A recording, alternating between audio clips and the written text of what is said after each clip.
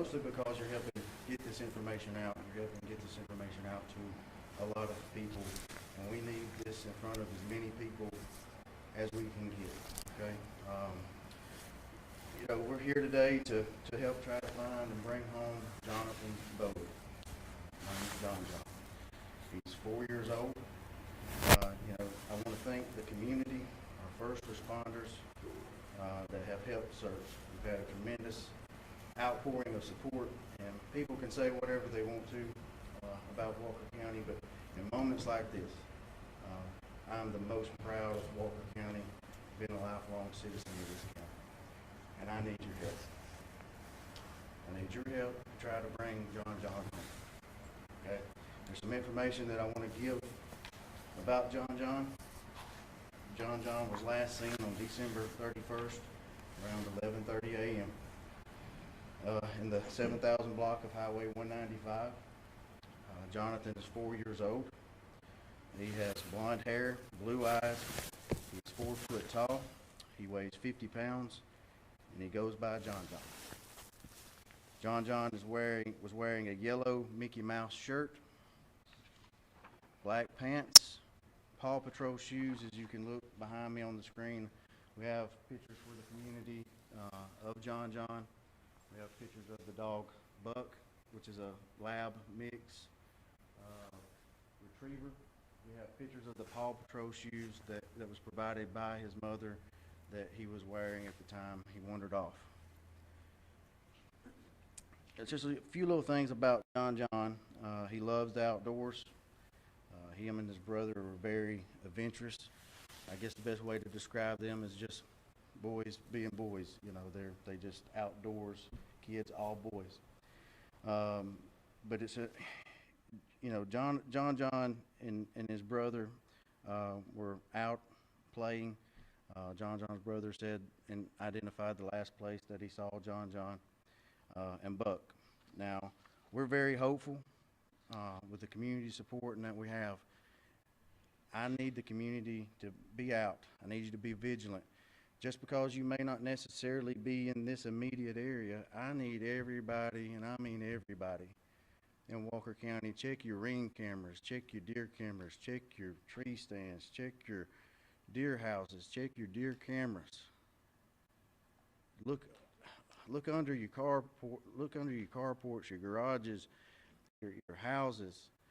John is 4 foot tall, so he's very small. He can get in tight places. If you got tunnels, caves on your property, get out and look and make sure that we're just not overlooking, and make sure that we're doing our due diligence to find this child. Now, I know that the father and the situation that's been going on that's secondary to me. My concern is finding and bringing home John. And this is just a plead as just your local sheriff, is to help us bring him home. Especially with him having a canine, it's very known that children that wander off in the woods with canine go a lot further than we anticipate or we think. There's been numerous stories over the years where kids have wandered off into the woods with their canine. I'm very hopeful that with Buck, if Buck and John are still together, I'm very hopeful that they're together. I know we've experienced some cold nights, but I'm hoping that with Buck and John, if they're still together, that they're able to stay warm. But I just can't stress enough about just how important that it is to get John home.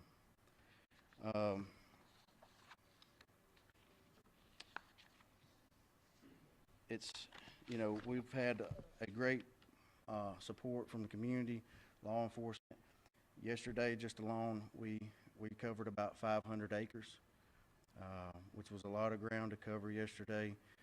We had 161 volunteers, 126 law enforcement personnel.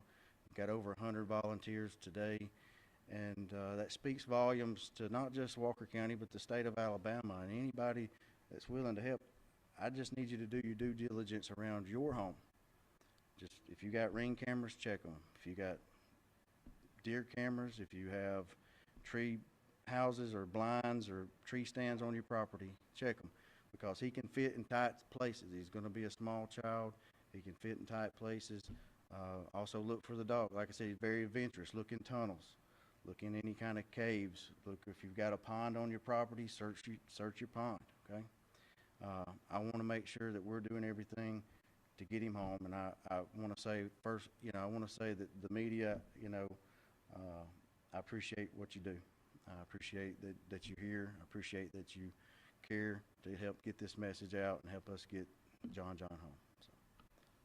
As a father, what's this like for you? It's as a father, it's one of those situations that I've not been in the situation, so I want people to pray for this family, just like as me as a father. If I was going through this situation, going through any situation really, I'd want the community support. I'd want the community behind me, and this community has rallied behind this family and this mother to help try to find John. And the family, including the dad, has helped trying to do everything they can to help provide information for us to do that.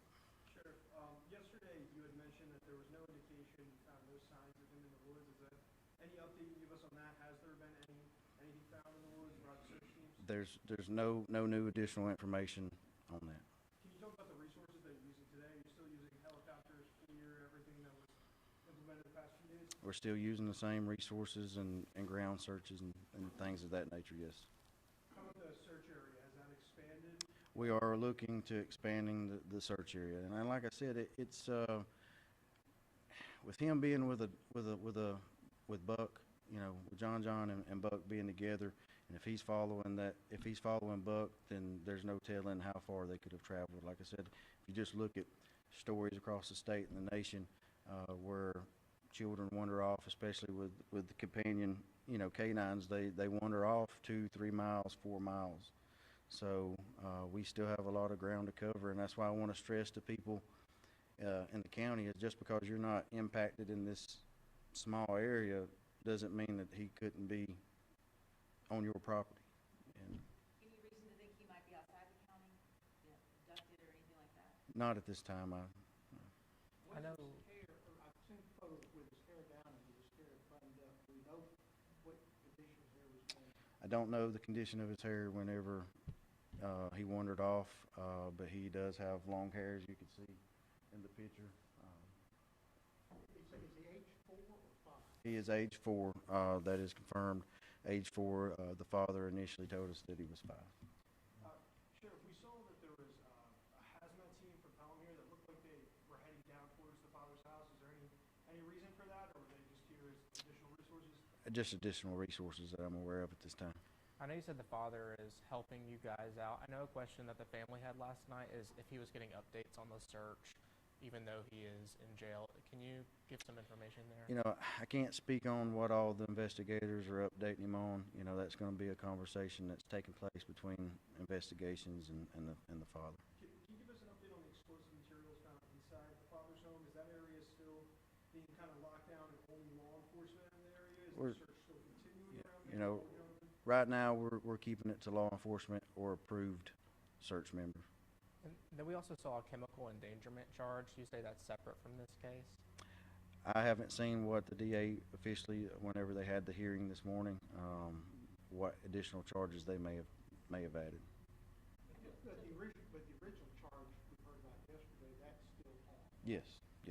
And the bodies of water, I noticed there's small little ponds around. Have they all been searched? They're working on that process. They dived some of the ponds yesterday, and they're working today.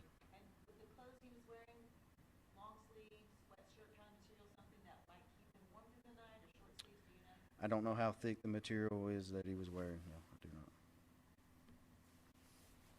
Sheriff, are you still looking for volunteers? Like I said, I'm never going to turn away anybody that wants to help. But one of the things that to understand is that, we're not sending just a random volunteer that comes in out here to create additional hazards. Okay, so we're putting people who have experience in search and rescue. We're assigning volunteers with those individuals.